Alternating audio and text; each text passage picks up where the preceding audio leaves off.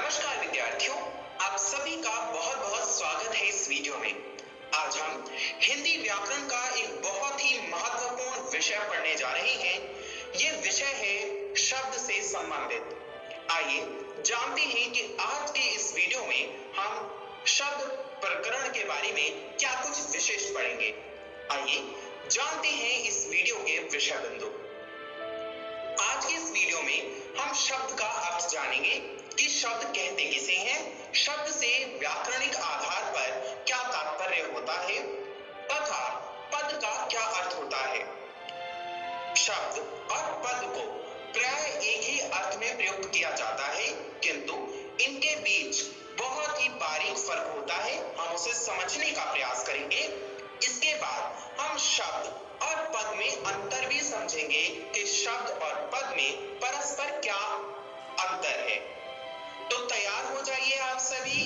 मुख्य बातों को लिखने के लिए अपने साथ एक कॉपी और कलम अवश्य रखें। आइए शुरू करते हैं इस वीडियो को। ध्यानपूर्वक इस वीडियो को देखिए।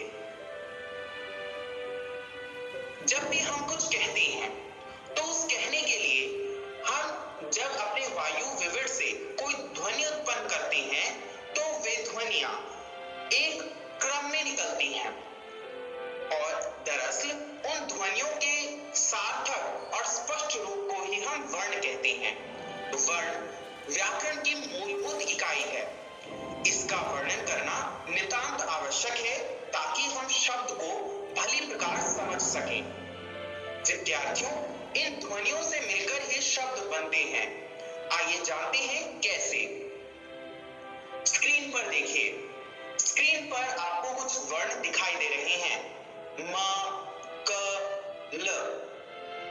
किंतु ये वर्ण अलग अलग हैं और जब ये वर्ण किसी क्रम में व्यवस्थित होकर हमें दिखाई देते हैं तो ये एक शब्द बन जाते हैं। जैसे परस्पर म, क, ल व्यवस्थित होकर क, म, ल कमल शब्द बन गया और इस कमल शब्द का एक निश्चित अर्थ निर्धारित है कि कमल से तात्पर्य एक फूल है। इस प्रकार हम कह सकते हैं कि वर्णों के समूह को शब्द कहते हैं। वर्ण ध्वनियां होती हैं, व्याकरणिक इकाई होती है और उन वर्णों से मिलकर ही शब्द बनते हैं। आइए अब हम इसके बारे में और विस्तार से चर्चा करते हैं। अब हम जान चुके हैं कि शब्द किसे कहते हैं, पर किसे शब्द नहीं कहते यह भी जानना आवश्यक है।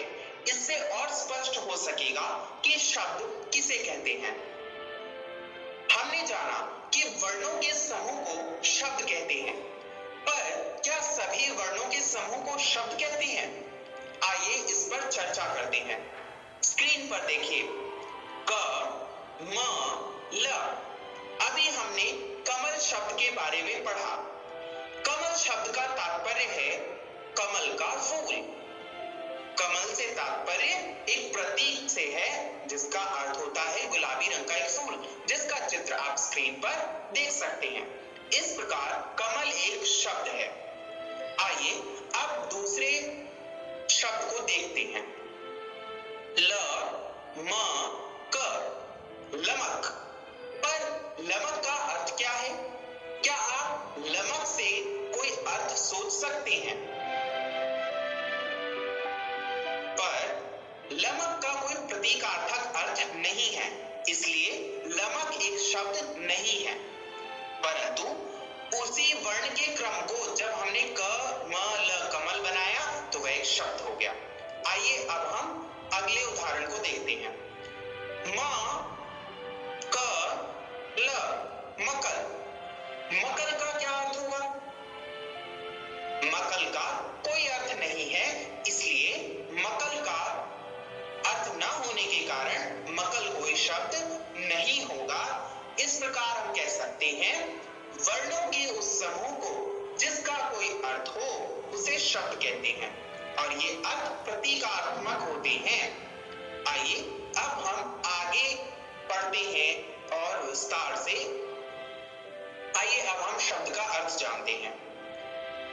शब्द का अर्थ होता है वर्णों का समूह। इन वर्णों के समूह में एक निश्चित अर्थ होता है, एक प्रतीकात्मक अर्थ होता है। यानी जो कमल है उसका एक निश्चित अर्थ है, क्योंकि वो वर्णों का एक क्रम है और उस क्रम का एक निश्चित अर्थ है, इसीलिए कमल एक शब्द है। अन्य शब्दों में भी जैसे ताजमहल, पानी, हवा इत्यादि वर्णों के जो क्रम है वो सार्थक शब्द हैं। और इन शब्दों में जो अर्थ का आधार होता है वो प्रतीक होता है। यानी पानी जो वर्णों का क्रम है उसका प्रतीक है, यानी जो नदी बह रही है उसमें पानी है और उस पानी को इंगित करने के लिए हम पा, अ, न, ई वर्णों को व्यवस्थित करके पानी को अभिव्यक्त करते हैं। इसीलिए जो शब्द का अर्थ है उसका आधार जो है वो प्रतीकात्मकता है। आइए अब हम पद का अर्थ जानते हैं कि पद किसे कहते हैं। क्योंकि कमल एक शब्द है हम जान चुके हैं। आइए अब इसी उदाहरण को लेकर हम पद को भी समझते हैं। विद्यार्थियों, कमल के बहुत से अर्थ हो सकते हैं। जैसे कमल का अर्थ किसी फूल से हो सकता है, कमल नाम का कोई बच्चा या कोई व्यक्ति हो सकता है और कमल नाम का कोई फल हो सकता है। किंतु इस शब्द के अर्थ का निर्धारण कैसे होता है वाक्य में? वाक्य में जब कहा जाए कि कमल का फूल बहुत सुंदर है, तो यहाँ पर स्पष्ट है कि कमल का अर्थ कोई बच्चा नहीं है या कोई फल नहीं है। वहीं जब कहा जाए कि कमल अच्छा लड़का है, तो कमल का तात्पर्य किसी फूल से नहीं है, किसी फल से नहीं है। और जब कहा जाए कि कमल ककड़ी बहुत स्वादिष्ट है, तो इसका मतलब कमल का अर्थ ना तो फूल है और ना ही लड़का है। यानी यहाँ पर जो कमल शब्द के अर्थ को वाक्य में प्रयोग करके निर्धारित कर दिया गया है, इससे शब्द पद में बन गया है और जो कमल पहले है जिसके बहुत सारे अर्थ हैं वो शब्द है। आइए इसे और बेहतर तरीके से समझते हैं। आप देखेंगे जो शब्द हैं वो स्वतंत्र होते हैं, किंतु पद वाक्य में प्रयुक्त होते हैं। वे शब्द जिनका वाक्य में प्रयोग किया जाता है उन्हें पद कहते हैं। और पद हमेशा व्याकरण के नियमों से बंधे हुए होते हैं। यानी जो भी पद हैं उन पर लिंग, वचन, कारक इस सब का प्रभाव पड़ता है और इस पद का एक निश्चित अर्थ होता है। यानी आपने देखा था कि एक स्वतंत्र शब्द के बहुत सारे अर्थ हो सकते हैं। जैसे कर शब्द है, कर का मतलब हाथ हो सकता है, कर का मतलब टेक्स्ट हो सकता है, कर का मतलब किसी कार्य को करने का निर्देश हो सकता है। किंतु यह कहा जाए कि आपकी कर बहुत सुंदर है, इसका मतलब यह होगा कि आपका हाथ बहुत सुंदर है। तो इस प्रकार इसका एक निश्चित अर्थ होता है। आइए अब हम शब्द और पद में अंतर समझते हैं। हमने अब तक जाना कि शब्द प्रयोग में स्वतंत्र होते हैं, किंतु पद व्याकरण के नियमानुसार बंधे होते हैं।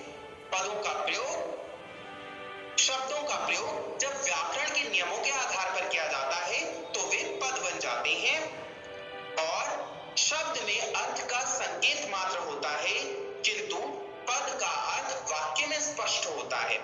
जैसे कि हमने अभी कर का उदाहरण लिया था कि कर के बहुत सारे अर्थ हैं, किंतु जब कर का प्रयोग वाक्य में हो जाता है तो उसका अर्थ स्पष्ट हो जाता है और कर जो शब्द है वो शब्द से पद बन जाता है।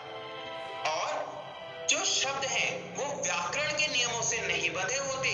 शब्दों में किसी भी प्रकार का व्याकरण नियम नहीं होता। वहीं पद का संबंध लिंग, वचन, कारक तथा क्रिया से होता है। विद्यार्थियों, मुझे आशा है कि आपको शब्द और पद में अंतर पर्याप्त रूप से समझ आ गया होगा। आइए अब हम जानते हैं कि आज की इस वीडियो में हमने क्या कुछ सीखा। आज की इस वीडियो में हमने जाना कि शब्द क्या होता है।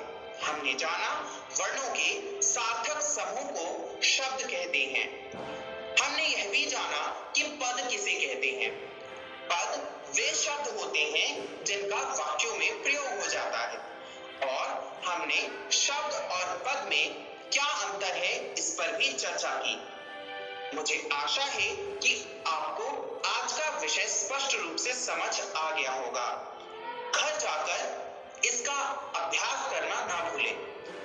अगली वीडियो में हम पद और पदबंध का अर्थ समझते हुए उनमें अंतर स्पष्ट करने का प्रयास करेंगे।